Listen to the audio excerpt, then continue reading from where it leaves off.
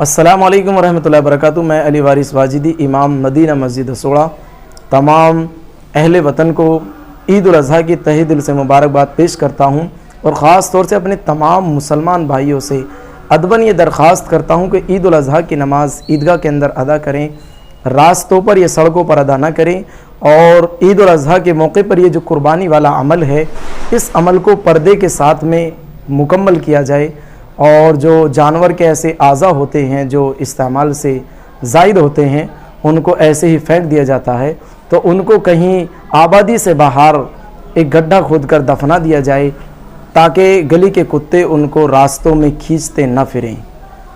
برادران اسلام، ہمارا مذہب ہمیں محبت کرنا اور بھائی چارگی سکھاتا ہے، تو ہمیں محبت کے ساتھ میں امن اور سکون کے ساتھ میں اپنے اس تہوار کو منانا ہے، اور ہماری جانب سے کوئی ایسا کام نہیں ہونا چاہیے جس سے دوسرے لوگوں کی دل آزاری ہو، کیونکہ دل آزاری کو ہمارا مذہب اسلام قطعاً پسند نہیں کرتا۔